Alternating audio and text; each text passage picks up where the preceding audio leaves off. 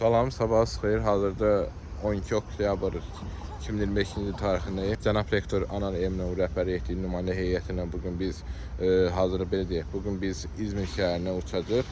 Bir neçə universitetdən görüşlərimiz olacaq və adlarını hələ ki açıqlamıram. Videonun gedişatını hər birisini görəcəksiniz. İndi sürprizimi pozmaq istəmirəm. Çox gözəl işlərlə vətənə geri dönməyə çalışacağıq.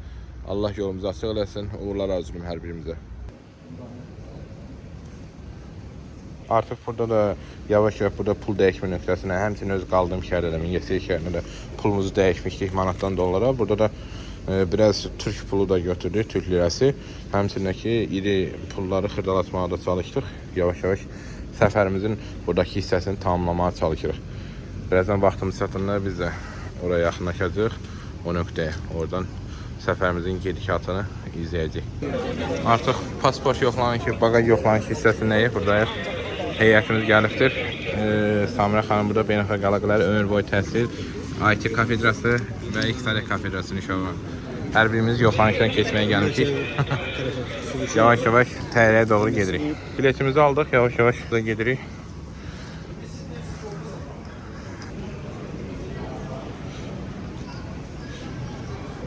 Hazır mənim yorğunluq var. Bütün yoxlanışlardan keçdik, yavaş-yavaş. Buradayıq, Datefiri ərazisindəyik. Yavaş-yavaş təyyarəmizə doğru gedəcək. Hələ ki bir istirahət zonasındayıq.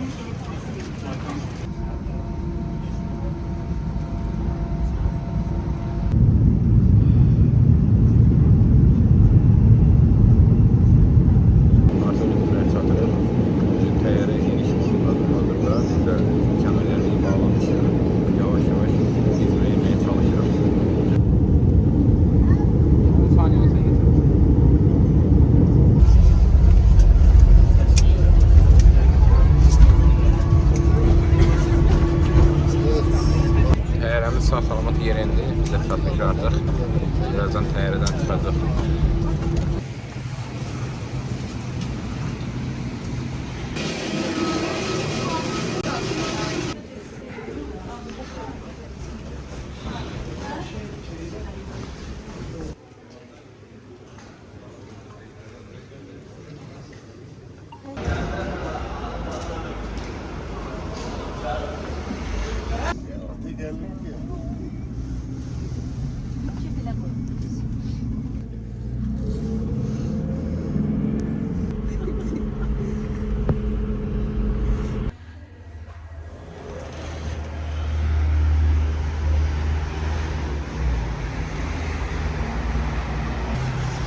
Artıq Yalı Konak oteldəyik. Bu da bizim otelin mənzərəsi, qalacağımız yer mənzərəsi. Gözəl bir dəniz mənzərəsi var. Oralarda görürsünüz yəqin. Balıq ekmek falan dişilir axşamlar. Yəni ki, axşama gəzərik oralara. Bugünə gözəl bir hava var. Təxminən belə deyək də, biz 23-24 dərəcə temperatur var. Gözəl bir vaxta gəlmişik. Havanın da yaxşı bir vaxtıdır. Təxminən saat 3-dür. İzmir öz günəşli havası ilə, belə gözəl havası ilə bizi qarşılayıb.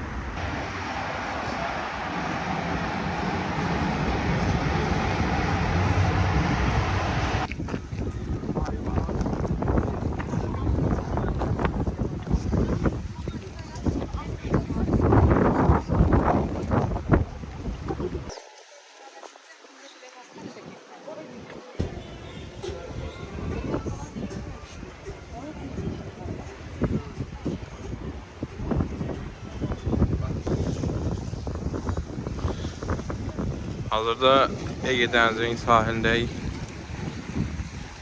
və gözəl bir hava var, bayaq dediyim kimi. Dəniz dalğalıdır və buranın suyunun çox belə tünd bir rəngi var. Fikir versəniz, videoda da görünür. Biraz qırmızıya çalar tonlarda, biraz qəhvəyə çalar tonlardadır.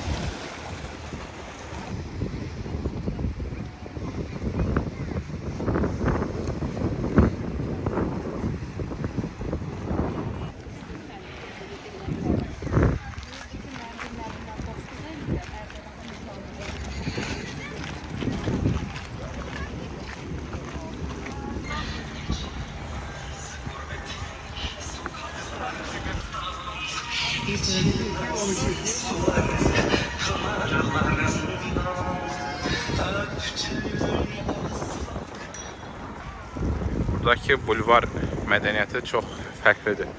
Həqiqətən çox fərqlidir. İnsanların sahilə gəlməsi, təbii ki, çox bir istirahət bir modeldir. Hətta bayaq görmüşsünüz orada irəlidə otluqda insanların piknik etməsi, istirahət etməsi maraqlı bir yanaşmadır. Azər müəllim, burada məsəl üçün piknik yanaşması, sahildəki bu bulvar mədəniyyəti ilə bağlı nə fikirləriniz olar sizin? Əsas onu deyə bilərəm ki, çox rahat, sərbəstdir. Qəşəng, heç heç bir sıxılmır, rahat. Hər kəs evində stolur, oturub burada çayını içir, yeniləyir.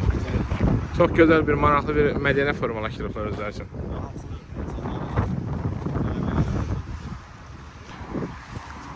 Tramvaya minəsi olmadıq. Kart lazım. Bənzər tərəfləri var. Hə, çoxdur. Zaten ortaq millətik. Bulvar tərəfi. Ortaq deyilmi burada körfəz var? Ortaq tərəflərimiz təbii ki, çoxdur. İki qardaş ölkəyi. Burada maraqlı xarakter yanaşmalar var, amma yenə də bu bulvar mədəniyyəti tamam bir fərqlidir. Məsələn, belə bir Bəli. bizdə belə daha qəşəng. Hə, o daha səliqəli yığırlar onu təbii ki. İskele deyək də burada. Hə, iskele dadır.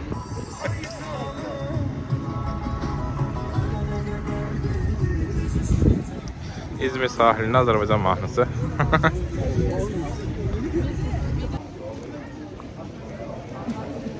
Təbii birbaşa çəkilmə mandalin suyu.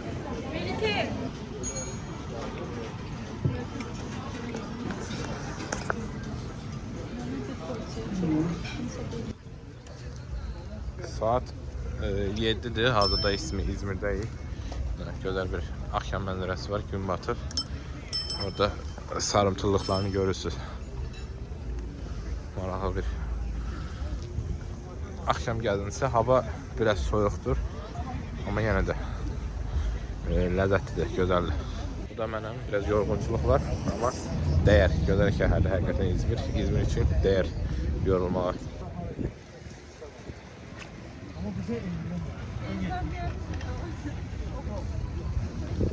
Orada gördükləriniz gəmlərdir hamısı. Səhər-səhər videoda görmüşdünüz.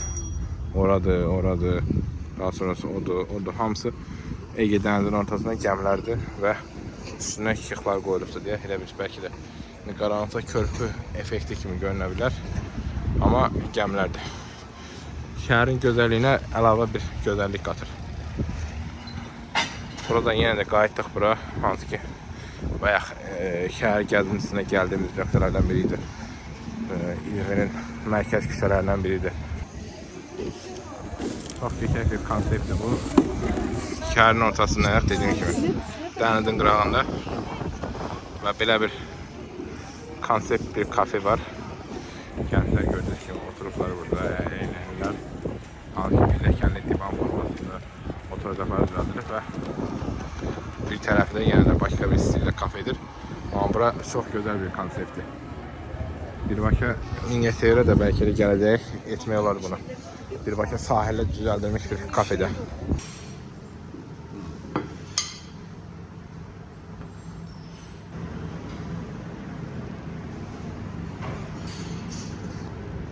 Sabah xeyir. Səhər saat 8-in yarısıda hazırdır. Gözəl bir İzmir sabahı ilə sizi qarşı-qarşıya qoymuşam. Həmçinin özümüzdə çox gözəl bir sabah ayrılmışıq, oyanmışıq və bugünə müəssəbər görüşlərimiz olacaq. Bizi izləmədə qalın.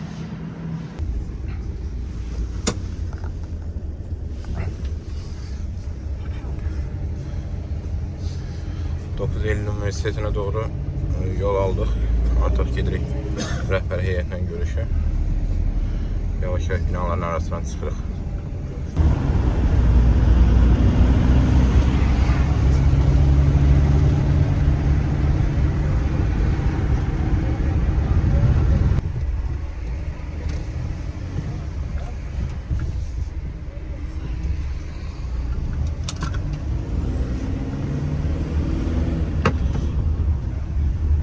Artıq 9 Eylül Üniversitetindəyik. Burada birazdan görüşümüz başlayacaq. İçərdən də videolar göstərəcəm sizə. Üniversitet içində girişdə biraz tələsiklik oldu. Çəkə bilmədim, amma mütləq əlavə kadrlar olacaq. Yəni baxın, izləyin. Bizi də burada görüşümüz davam edəcək. Hazırda otaqda da görüşümüz başlayacaq. Bayram Yılmaz, Profesör Bayram Yılmaz gözləyirik. 9 Eylül Üniversitetinin rektorunu. O gəldikdən sonra artıq rəsmi şəkildə görüşümüz başlayacaq. Hər birimizə uğurlar olsun. Üniversitetin foyesidir bura, elə hazırda. Burada gözləyirik bizə. İçəridə. Maliyyə heyətimiz buradadır. Mingəçevir Dövlət Üniversiteti. Biz də burada gözləyirik. Görüş öncəsi Türk qardaşlarımızla səmimi bir görüş ortamı, söhbət ortamı yaranır və İndiden bellidir ki görüşümüz çok verimli olacak. Eğitim ve kavram üzerine uzmanlıklarım var. Yazılarımda akademik. Fen ait temel bilimlerin dahil olduğu bir alan. Burada yüksek lisans ve doktora öğrencilerimiz için işbirliği sağlanabileceği imkanlar olduğunu düşünüyorum. Tekrar hoş geldiniz. Burada Fen Fakültesi'nin içerisinde. Şu anda Fen Fakültesi'nin içerisinde en yüksek puanlı, en başarılı bölümlerden birisidir. Onun uzun süre kurucu başkanlığı olarak devam ettirdim. Şimdi gençlere devrettirmişim orada. Profesör olarak bu bölümde çalışıyorum şu an.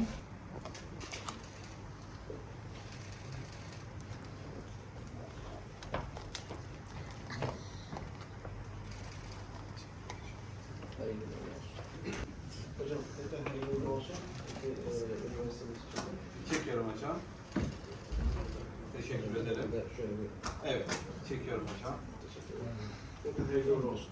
Bu Karabağ'ın geri alınmasıyla ilgili bizim Karabağ'da doğmuş bir halımız var. Sarı Bülbül Karabağ'ın sizin odanızda. Çok güzel. Teşekkür ederim. Çekiyorum hocam. Teşekkürler hocam.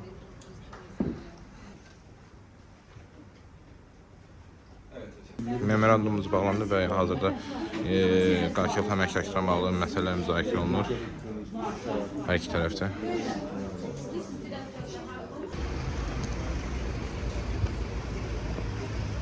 Sizin zamanınızda var mıydı bilmiyorum. O işte üniversiteye, özel vakıf üniversitesi daha çok sağlık üzerine. Şimdi biz Tınaztepe deyince Tınaztepe Üniversitesi mi diye bizim kampüsle o üniversite karışır hale geldi.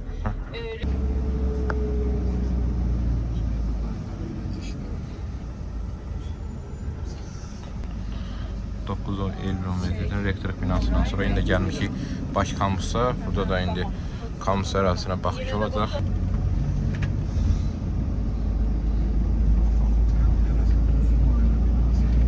Yabancı Diller Yüksekokulu sol taraftaki beyaz bina. Üniversitet kampusuna baxanda hiss edirsən ki, yəni kampus yox, hansısa bir məhəllə ərazisi, bir yaşayış var burada. Tələbələr də kiçik bir şəhər konsepti ilə yaşayır. Qurulubdur burada hər şey. Geldiğimiz iki bina Denizcilik Fakültesi'nin. Təbii, üniversitetdə həyat ideyası ilə gedirsən, üniversitetdə yaşam. Tabii dekanlıktan hocam. Burada avtobus zənələri da var və onu da qeyd edeyim ki, üniversitetin həyətində hələ ki kampusun içindəyik. Bütün bu avtobuslarda birbaşa şəhərə gedir, üniversitet daxilində hərəkət edirlər. Kampüsün ərazisində gəzir. Çıxır, şəhərə gedir.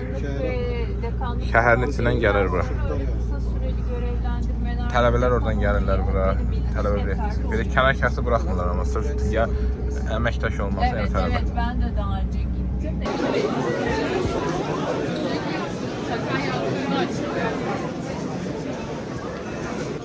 Üniversitet kampusunda müəllimlərin yeməkxanasıdır bura. Ən üst qatıdır, 3-cü mərtəbəsidir. Hansı ki, aşağısında bayaq göstərdim. Tələbələr yemək yeyirdilər. Yuxarıda da kamu personeli, belə deyək də, çalışanlar, inzibati işçilər, həmçinin müəllimlər hamısı buradadır. Hukuk bu binadaydı. Yukarı taşındı. Türkiyənin Türk Bayraq Bilimləri Türk Bayraqları Müzesi. Hansı ki dediklerine göre Türkiye'de yeganə bir müzeydir ki, burada Türk bayrakları hamısı yerləşdirilibdir. Hamısının köhnə Türk dövlətləri və s. hamısı var. Burada daha çox köhnə Türk dövlətləridir, onların xaqanlıqları və s. ait var. Daha çox yəni Türkiyə ərazisində olmuş dövlətləri. Həmçinin içəridə də digər Türk dövlətlərinə ait bayraqlar da yerləşdirildiyini bildirirlər.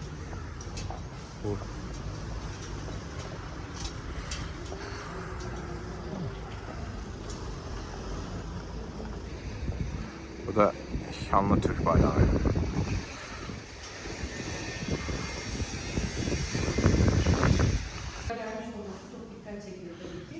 Böyle içeri girdiğimizde orta alanda bizi bayraklarımız karşılıyor. Bu bayraklar okullarda ve törenlerde kullanılan bayrak örnekleri. Hala bir kısmını kullanıyoruz. İşte not defterlerinde ay yıldız sistemleri görüyoruz. Yine üzerinde birisinde Fransızca yazmışlar. Birisinde de Türkçe yazıyor. Ama Türkçe okumak bayağı bir güç. Bunun da sebebi herhalde Osmanlıca yazmaya alışkın olduğu için yeni alfabeye geçince zorlanmışlar. Yine burada bir süngümüz var. Bu arada vatandaşlarımızdan da, halktan, kişilerden de bağış almaya başladık artık. Hız işlemişler, 8 köşeli. Allah'ın 99 düşünerek yapılmış. 100. yıldızda doğan bebeği temsil ediyormuş. Böyle güzel bir örtü işlemişler. Yine kutsal yazım almış.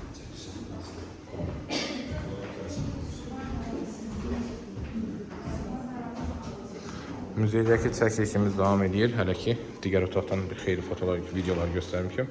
İndi burada da müxtəlif ornamentlər, müxtəlif əşyaların üzərində yenə də Türk bayrağının, hansı ki, qab-qacaqda da görürük burada, Türk bayrağının elementləri var. Ay ulduzu və yaxud da ki, birbaşa özü. Bayrak ulusların emeğidir. Bayrak ulusların hafızalarını özetlenmiş haldedir. Bayrakların üzerindeki her renk, her desen ona bakanlara bir mesaj taşır. Büyük Hun İmparatorluğu bayrağındaki ülke veya emir. Burada da sergi salonumuz burası. Farklı değişik zamanlarda, dönemlerde sergilerimiz oluyor, farklı sergilerimiz. Şu anda 2 sergi bir arada. Masa vitrinlerde gördüklerimiz Pervaneler Yazılmaz Koleksiyon sergisi. Panolarda gördüklerimiz de 9 Eylül 2025'te yine açılan sergimiz. Yunan, İngiliz ve Türk halkının İzmir ve Batı Anadolu'daki durumunu anlatan, o işgal dönemindeki durumunu anlatan fotoğraflardan birisi. Biz de bunun karşılığında kendisine 70 yıllık bir tarih bayrağımızı hediye ettik. Şimdi işbirliği içerisindeyiz. Öğrenci gruplarımız geliyor. Gezi yaptıktan sonra öğrencilerimizin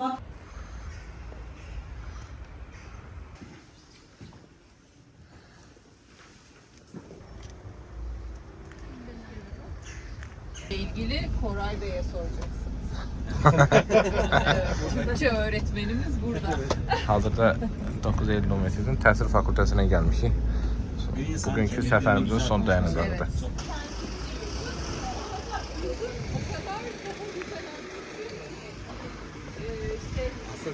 Vazgeçmeyin. Ben de sizden vazgeçmiyorum. Hoş geldiniz. Nasılsınız? Buyurun lütfen hocam. Süper olmuş o, tarzda olmuş o. Böyle sıcak eğitim öğretmenler görmemiş. Vallahi Bu burayı İzmir. Evet. Şu anda banka müdürü.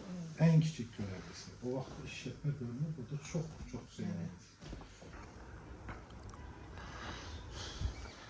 Burada Təhsil Fakültəsinin həyət hissəsidir, hansı ki yaşıllıq bir ortam var və çox gözəldir həqiqətən. Nətər deyərlər, tələbənin əsr gəzmək, yaşamaq istədiyi bir mühit qurublar burada.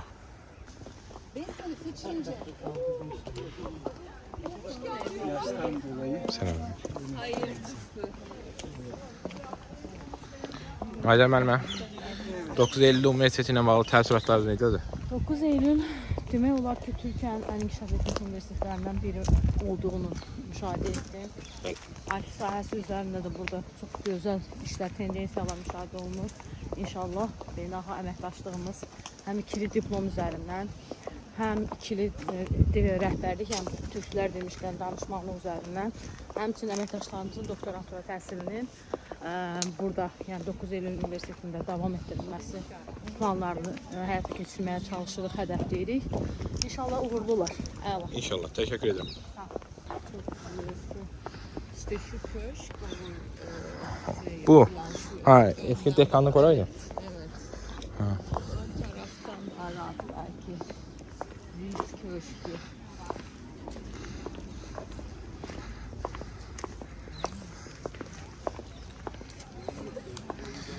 Burada qəşəng bir park alanı var. Hansı ki, tələbələr gəlirlər istirahət üçün, asra vaxtında səmərəli istifadə etmək üçün. Belə deyək, burada ümumiyyətlə dərs modeli elə qurulub ki, tələbə günün çox saatını Məsələ Universitetdə keçirir. Hansı ki, biz bayaqki kampusda da gördük, buradan öncəki kampusda da gördük ki, tələbələrin bir çox ehtiyaclarını qarşılamaq üçün universitet şəhərliyinin içində şərait yaradılıbdır. Sırf orada həm istirahəti, həm hər hansı bir bank xidmətləri ilə bağlı xidmət istifadə edə biləcəyi yerlər, şöbələr var. Kargo göndərəcəksə onlar var və digər şeylər hamısı sırf kampusun arasına yerləşdirilib. Buradakı konsepti gələcəkdə hazırda tikilməkdə olan universitet kampusunda istifadə edə bilərik. Yəni sırf çox gözəl, yəni bir yaşıllıq bir mühit var. Hansı ki bizim proyektimizdə də Mingəçevir Dövlət Universitetilə bağlı olan kampusun tikintisində də yaşıllıqlar qorunubdur. Orada çox bolca bir ağaclar var və əlavə də təbii ki edilə bilər, əkilə bir ağaclar və orada maraqlı bir konsept yaradılacaq. Buna əminəm.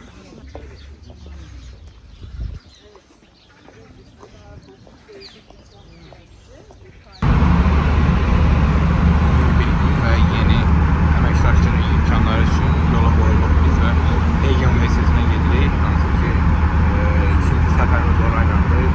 Oranın rektorlarla görüşümüz olacaq.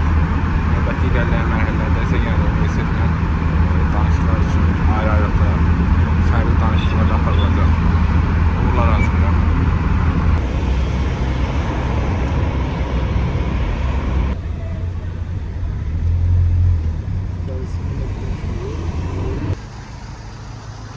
Gəldik çıxdıq Ege Universitetinə, rektorluq binasının qarşısında və burada belə bir anlayış var.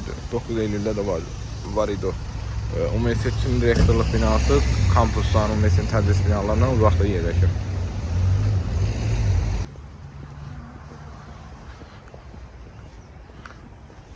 Artıq rektorluq binasına yaxınlaşırıq. Növbəti əməkdaşlıq memorandumu üçün hazırıq. Ege Universitetinin rektorluq binasında senato salonundayıq. Birazdan Ege Universiteti rektoru da gələcək və danışıqlarımız başlayacaq, müqaviləmiz imzalanacaq və görüşün davamında universitet nümayəndələri burada digər danışıqlara, hansı ki proqramlarla bağlı danışıqlara davam etdirəcək. Burada Ege Universitetinin rektorlarıdır, hansı ki hər birisinin fotoları xatirə olaraq qoyulubdur.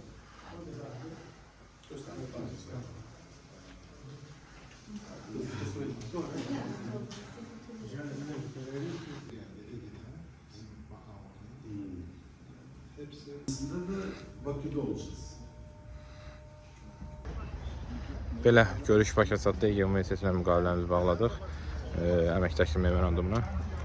Samirə xanımla bir yerdəyik. Beynəlxalq əlaqələr ofisinin rəhbəri. Hava çox gözəldir, bunu da bildirim. Şansımızdan belə bir, mən proqnoza baxmışam, hava proqnozuna. Bir dənə 6-cı gün, hansı ki qaydası olduğumuz günün havası yağmurludur.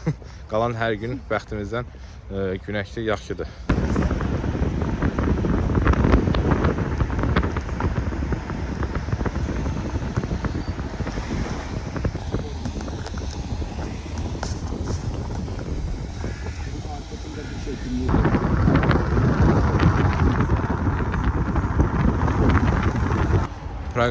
Proqramda kiçik bir dəyişiklik eləyərək Ege Universiteti kampusuna da gəldik. Hansı ki daha sonrası üçün irəliləyən saatlarda planlaşdırmışdıq, amma cənab rektorumuzdan bir yerdə burada baxılacaq yerlər var. Tam olaraq özüm də indi bilmirəm. Əslində demişlər, bayaq unutmuşam. İndi getdikcə oraları görəcəyik.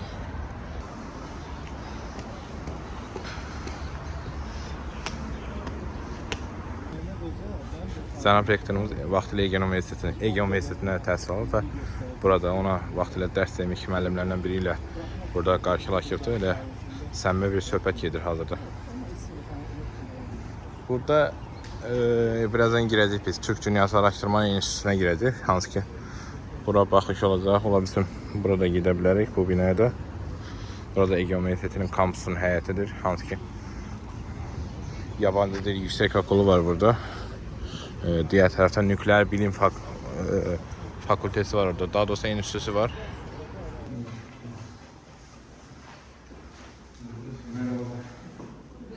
Şöyle oluyor hocam.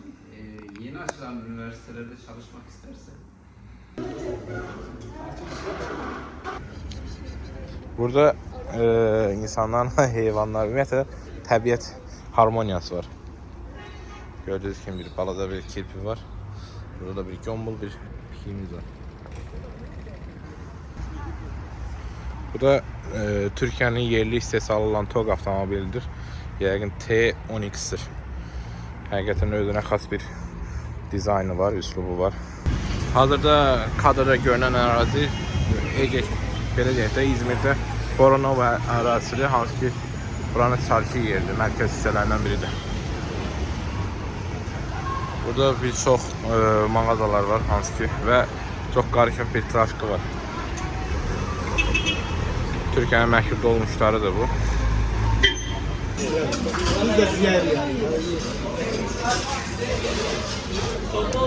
Ben dermanlısın.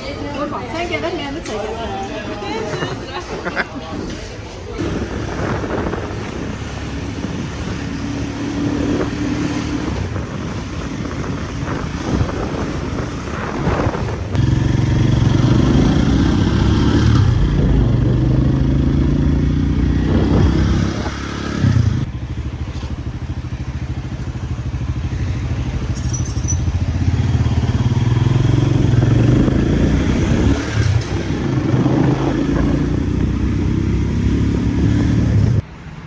Və qarşınızda yenə də ənənə halını aldığını düşünürəm.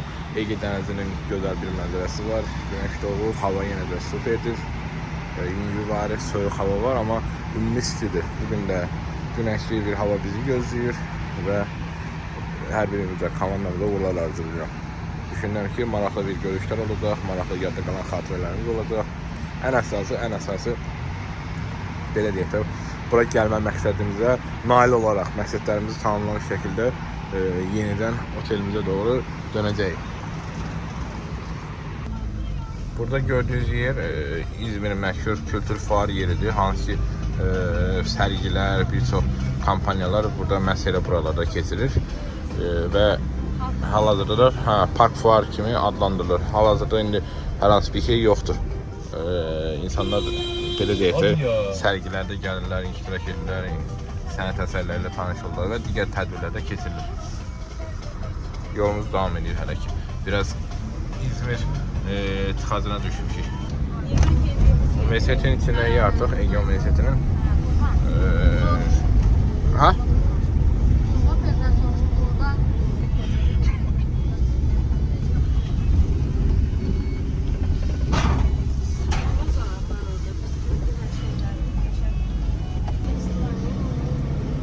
Zeytin, sonra burada üzüm bağları var. Var. Aynen. Sonra diğer bu ne meyvesi? Nara benziyor. Var. Aynen. Türk Dünyası Araştırmaları İnstitutu. Buraya geldik. Aynen. Burada belə bir konsept de var ki, her binanın özünə uygun bir teması var. Binalar ona uygun, hərəsinə uygun bir rənglə, elementlərdən, belə xəttlərdən falan ayırt edilibdir. İşte dediğim gibi Türk dünyasına ilgi olsun, işte Turan rengine uygun turkuaz rengi var. Değil mi? Buranın, aynen burası Turan rengine uygun olarak turkuaz renkte xəttlərdən ayrılmıştır. Burada Türk Dünyası Araştırma Enstitüsü. Birazdan burada olacaq. Maqnitofonda da Azərbaycan mahnısı oxunur. Xatirə fotosu çəkdirik. Aprul, Edirəlməz, Kiraz, Orak, Harman, Avuz. maraqlı bir süni şəlalə yaradılıb burada. Həmçinin fotogüşə də deyə bilərik bura. Xatirə fotosu çəkiləcək indi. Artıq piyada gəzirik. Universitet içindəyik, kampusun içində. Gördüyünüz kimi eğitim fakültesinə gedirik, təhsil fakültesinə. Orada görüşlər olacaq, hansı ki yenə də bizim əməkdaşlıq memorandumumuzun, protokolumuzun sırf detalları artıq burada müzakirə ediləcək, razılıqlar əldə ediləcək. Mən də öz silahımla bir yerdə gəzirəm. Müəllimlərimiz ön tərəfdə də, qarşı tərəfdə Universitet nümayəndələrlə bir yerdə gedirlər. Tam bir yaşıllıq bir mühit var.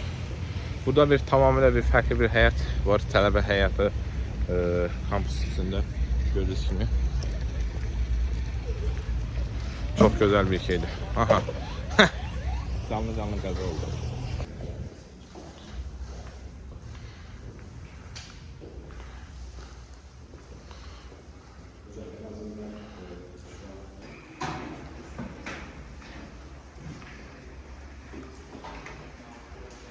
Bilgisayar öğretmenliği mi geliyor? Bilgisayar öğretmenliği ve eğitim fakültesi. Hemşirelik fakültesi, tıp bazıları tıp qardaşlığı fakültesi yani. Hansı ki özünün arasında böyük bir binası var. Zaten daha bir kiçik modeller olur, hemçinin kolleclərdə keçilir adətən bu dərslər. Daha da sonra ixtisaslar üzrə tıp bazıları, tıp qardaşlığı. İndi gedirik İqtisadi İdarə Bilimlər Fakültesinə. Orada da yine əməkdaşlıq protokoluna uyğun olaraq görüşlərimiz olacaq. Bayaq eğitim fakültəsinin əməkdaşlarla, nümayəndələrlə görüşümüz oldu. İndi dediyim kimi gedirik bura. Burada İqtisadi İdarə Bilimlər Fakültesi. Yine burada görüşümüz olacaq. Burada təxminən bir 15-20 dəqiqə qalıb bir görüşümüz olacaq. 9 Eylül Universitetinin fərqi var. Ege Universitetində indi çox da dağılıq bir kampus modeli yoxdur. Orada şəhərin müxtəlif yerlərində kampuslar vardı, tələbə şəhərlikləri vardı. Amma burada ümumi bütöv universitet bir yerdədir.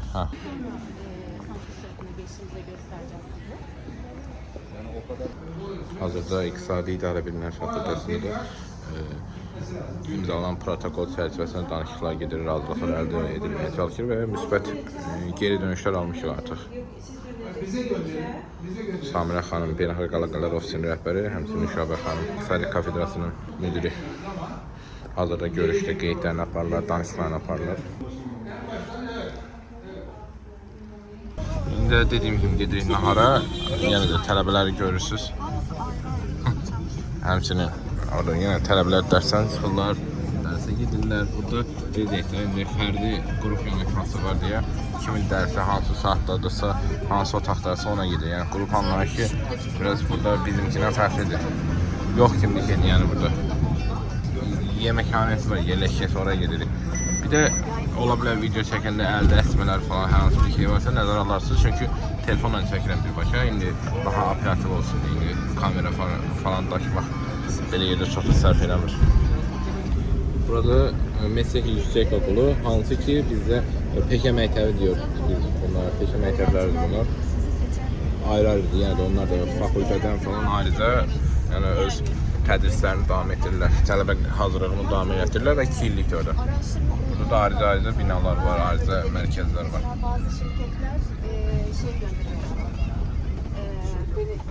Burada da konuk evi, hansı ki Ege Universitetinin əsasən üst səviyyə idarəetmə heyətində olandan qaldığı dekanlıqları, rektoratlıq nümayəndələri və s. hamısı buradadır. Burada konuk evi görürsünüz. Daha bizə gəlmədi sıra. Arkadakiler dediler ki biz bunu bu səviyyəyə çatmamışıq. Dediyim kimi konuk evidir bura. İstər öz əməkdaşları üçün, öz personeli üçün hansı ki yüksək səviyyələr, həmçinin dedilər ki, bayaq məlumat verirlər. Mübadilə proqramlarına, xüsusilə Orhun mübadilə proqramına gələn müəllimlər, nümayəndələr burada qalırlar. Həmçinin tələbə yataqxanasında da Orhun mübadiləsi ilə gələn tələbələr qalırlar. Gözəl bir. Burası da kafalı salon.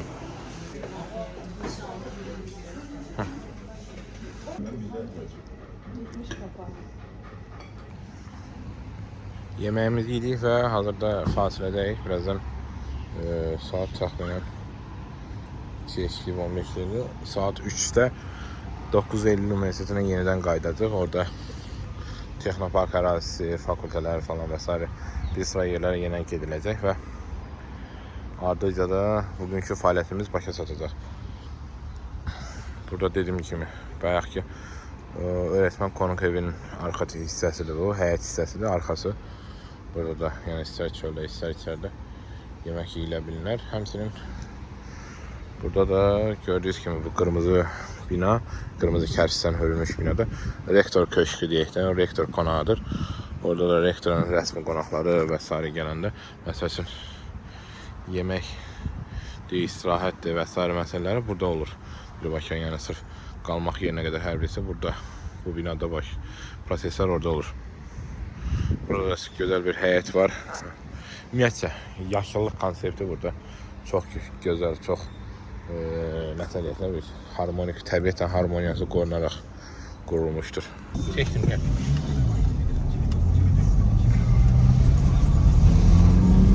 Dediyim kimi 9 Eylül Üniversitesi'ne geldik. Burada Depark, Texnopark'a gelmişiz. Burada da görüşlerimiz olacak. Burası da mı görüş? Aynen buraya. Buyurun. Dün gelmiş gibi hatırlayırsan.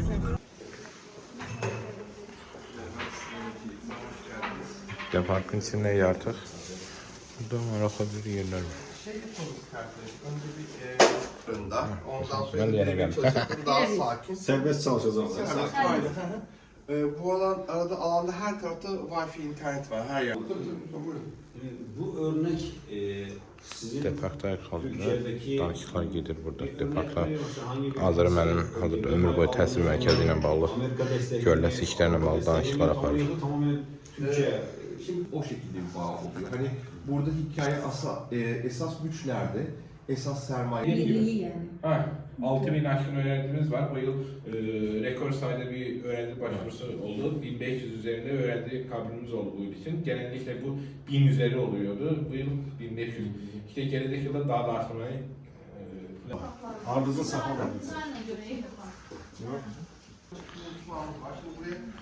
artıq Depark'a gəzirik. Buradakı şərait, buradakı modeli tanımağa, tanış olmağa çalışırıq.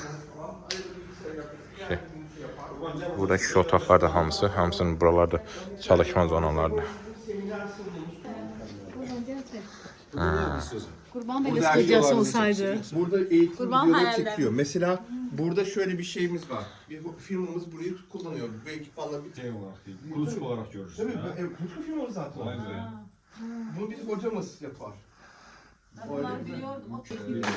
Burası studiyası, hansı ki projelerin burada tanıtım videoları falan çəkilir, elənilir.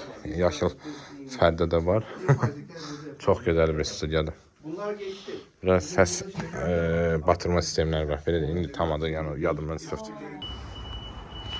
Sonunda xatirə fotosu çəkilir.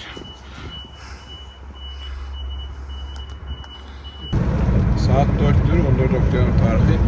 Komandamızla birlikte otele doğru gelirik. 9 Eylül Üniversitesi'nde de işimizi, misyonumuzu tamamladık. Akşama doğru şehir gezintimiz olacak. Sonrasında ise sabahların günorta saatlerinde inşallah Ankara'ya doğru uçuşumuz olacak. Evet sen de bence karşı taraf tamamlıyor.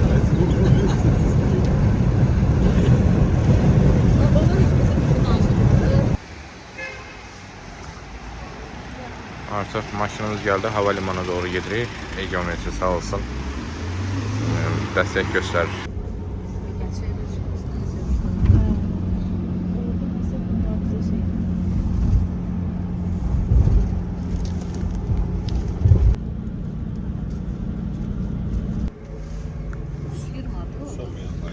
Bəli, artıq İzmir'de havaalanına geldik. Buradan Ankara'ya uçacağız. Orada fəaliyyətimizi davam etdirəcəyik. Uçuşumuz hələ var, amma tez gəlmişik ki, qeydiyyat prosesi falan biraz çəkən bir müddəti var bir xeyli.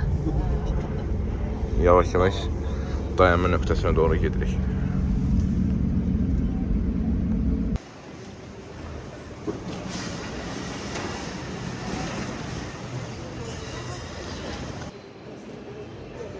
Yoxlanışlardan yavaş-yavaş keçərək İzmir Hava Limanının üstündəyik. Prosesləri tamamlamaya çalışırıq. Ankara'ya uçuşumuz yenə də dediyim kimi bir neçə saat sonra başlayacaq. İzmirdən yavaş-yavaş ayrılırıq. Yoxlanışları tamamladıq və gözləmə salonuna, gözləmə zalına daxil olduq burada. Nümayəndə heyətimiz də buradadır, hamımız. Yavaş-yavaş uçağımızın gəlmə vaxtını gözləyəcəyik. Hələ ki vaxtı çox var.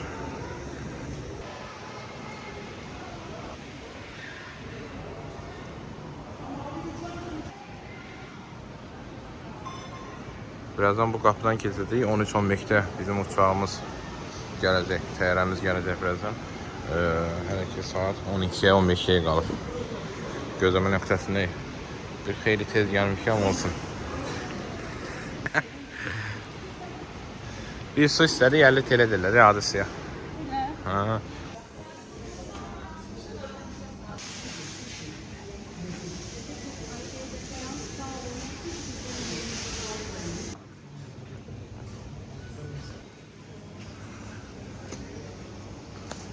Belə yavaş-yavaş təyyarəmizə tərəf gedirik. Biraz gecikməmiz oldu amma olsun, heç olmaz.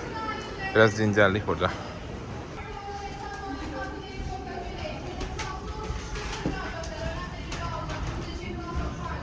Belə Azərbaycan artıq yeni oturmuşuq. Birazdan uçuşumuz başlayacaq. Biraz gecikmişik amma inanılır ki olacaq. Gecikməmiz olmadan Ankara'ya varacaq. Bu dəfə şanslıyam.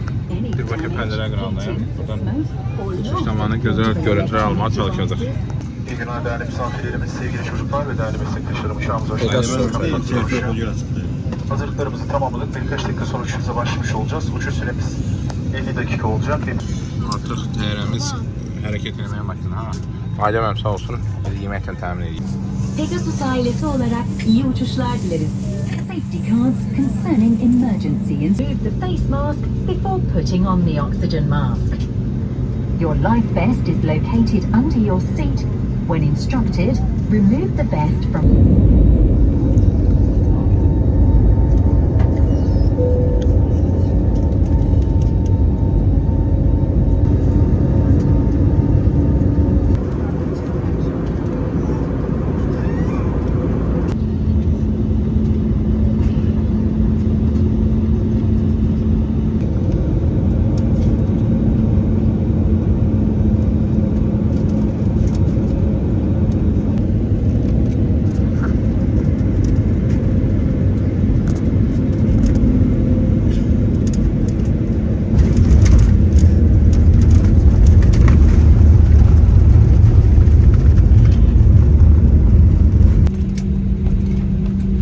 Birazdan təyyarədən inəcəyik və otelə doğru yol alacaq. Oradan da yəni ki, hamımız kollektiv şəkildə çıxıb yemək və şəhər gəzintisi edəcəyik.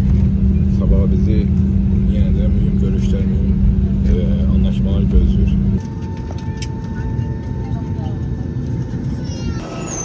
Bəli, çantalarımızı və ikimiz aldıq. Ən axırda biz qalmışıq Azər məndən, ikimiz də qalxırıq yavaş-yavaş foyaya doğru.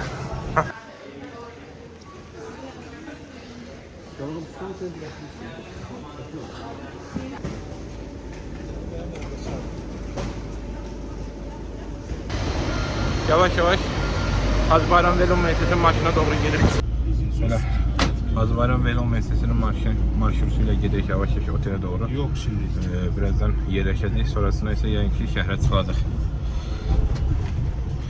Yavaş-yavaş yol aldık. Hacı Bayram Veli Üniversitesi'nin İlahiyat Fakültesidir. Doğrusu Zamini falan ne var bilmem sonra. Çok güzel bir mimari bir dizayn var.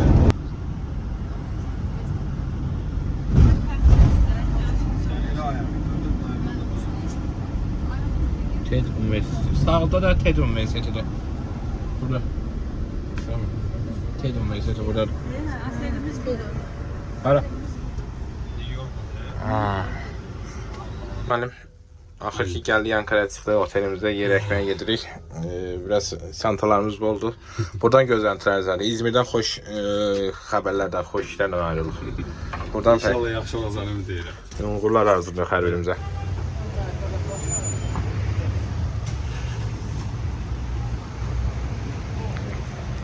Burada TED Universiteti yerləşir, hansı ki növbəti günlərdəki görüşlərimizdən biri də məhz orada olacaq. Elə yaxındır, birbaşa otelin yanında da yerləşir, bizə sərf edir. Daşıma məsrəfləri olmayacaq. İndi də axşam yeməyi üçün gedirik, sağ olsunlar, dəstək göstərirlər, yəni Ankara Hacı Bayram Veli Universiteti. Elə bilsən ki, Bakıda Hövsana gedirsən, Hövsandan qayıtsan, səhər-səhər iş çıxışı, iş girişi, nə bilim, belə qarışıq bir tıxacı var buranın da özünə xas.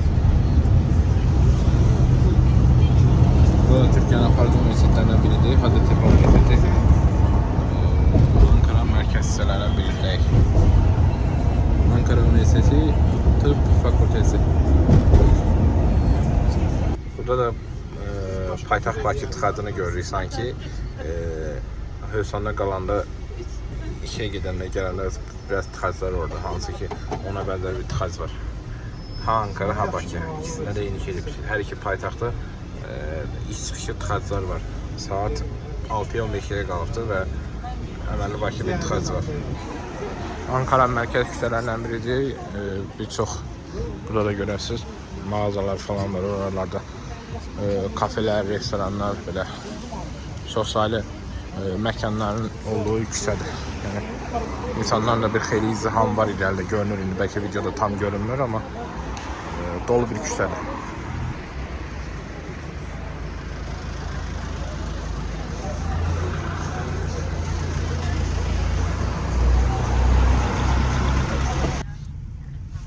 Akşam saat 8-dir, təxminən 5-10 dəqiqə sonra otelə gedib yerləşəcəyik. Əslində bayaqdan otelə yerləşmişik, dediyim kimi axşam gəzintisi və nahar yemək üçün çıxmışıq Ankara küçələrinə. İndi 2 taksi ilə bir yerdə qaydırıq otelimizə. Kiçik orada bir izolasiya edib günü tamamlamaya çalışacaq. Sabahki planımızın üstündən bir dəfə də keçəcəyik.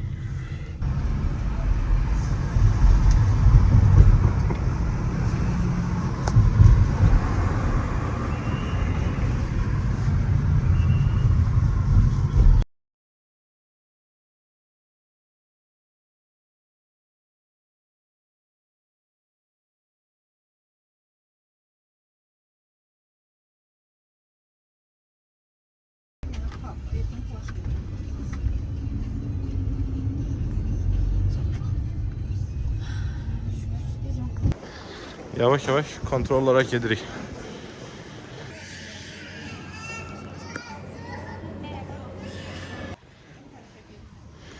Artıq Esenboğa hava limanındayıq. Hamı uçuş vaxtını gözləyir. Samira xanım yorulubdur, Ailə mənim yorulub. Adəli mənim biraz tıncıxıbdır, orada oturubdur.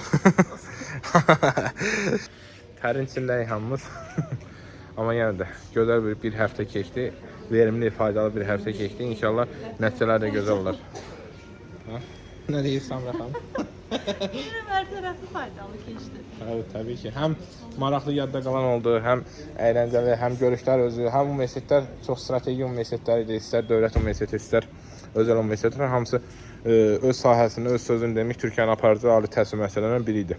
Adəməm, yorğunsuz, amma yenə də fikirlərinizi öyrənmək istəyərik. Gözəl, işgüzar, məhsuldar bir görüş oldu. Həm təhsil sahəsində, həm elmi tədqiqat sahəsində, həm kadrlarımızın yetişməsi sahəsində çox uğurlu işlərə imza atdıq. İnşallah nəticəsi də olacaq. Turn it off immediately and notify a cabin crew member.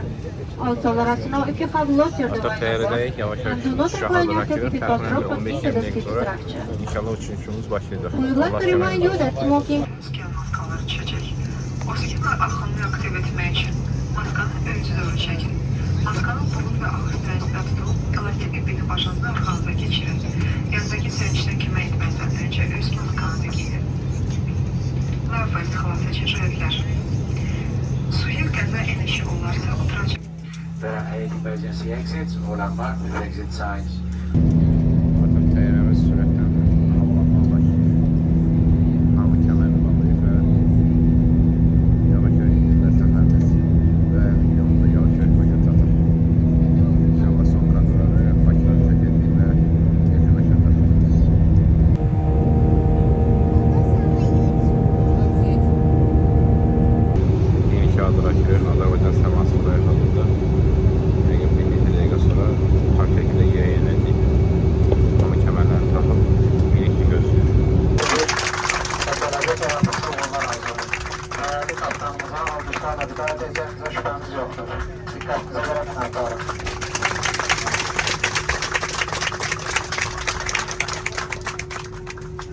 Bəli, şəhərə inərkən tarixi bir anında şahid olduq.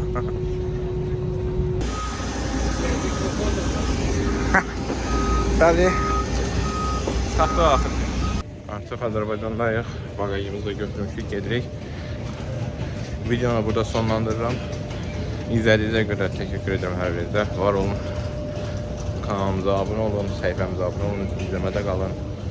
Biz isə yorğun evimizə doğru yola düşək. Sağ olun.